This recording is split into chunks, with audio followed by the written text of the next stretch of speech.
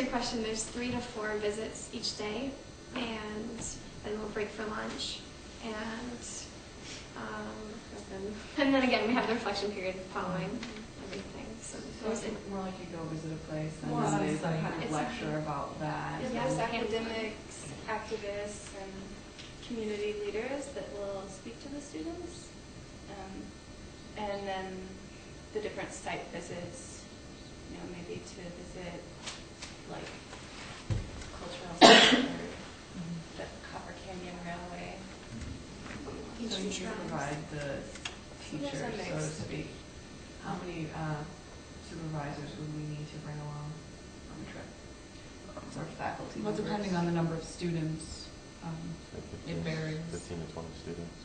Yeah, whatever your school policy is, obviously would take precedent, and then state policy as well over our own policies. So that's something that we cater to a large demographic. So when dealing with high schools, we tend to refer to your district's preference as far as supervisors per number of students. Who's Borderlinks partner with in Mexico to ensure safety for our students coming over, being that it is in the border area? Wow. We didn't have this organization, but partners. We have our multiple private partners and the insurance companies we do business with on a regular basis, but Borderlinks doesn't partner necessarily with any large Mexican organizations as far as I know anyway. Yeah, and we're constantly keeping up to date with the travel advisories, and we're not going to put your students at risk by going into these areas.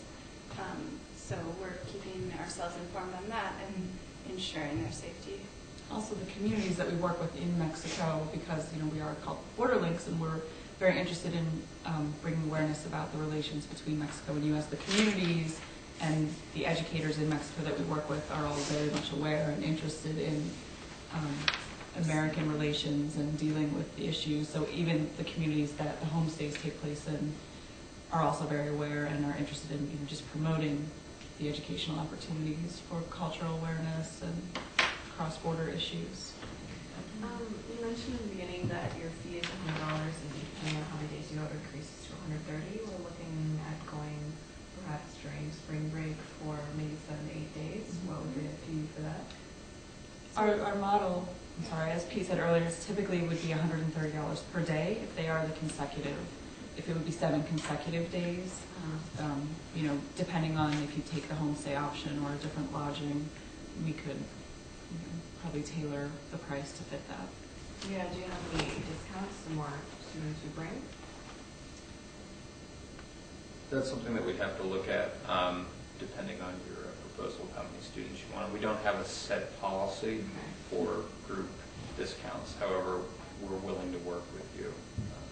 Right, but the 130, as we said, that would cover all of their meals, the lodging, transportation, and then that also, so we pay our educators, translators.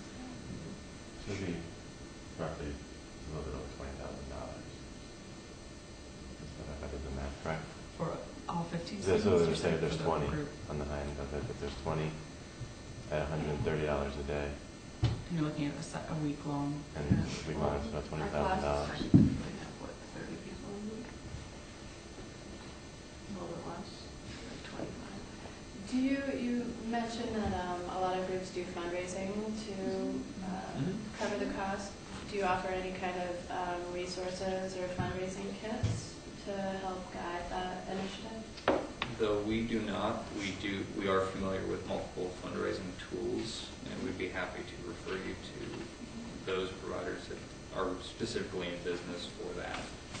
Anywhere from models for selling magazines to candy bars and various other things that really will give your students a feel of ownership of this experience. We would be happy to connect you with past participants who fundraised. I can't say the word. And we found that actually the fundraising has a quality of bringing the group together before the program actually begins, and they find that actually it strengthens their experience.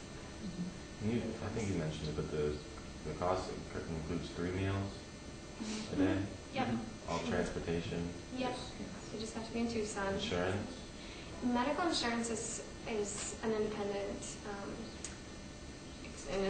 expense, and if the insurance company that the students do have does not provide insurance in Mexico, we ask that and recommend that they have travel insurance for that time that they're. So that would be a separate cost, that's not included in. Yeah. That is Okay. correct. We'd be happy to refer them to some international short-term insurance providers where they could get.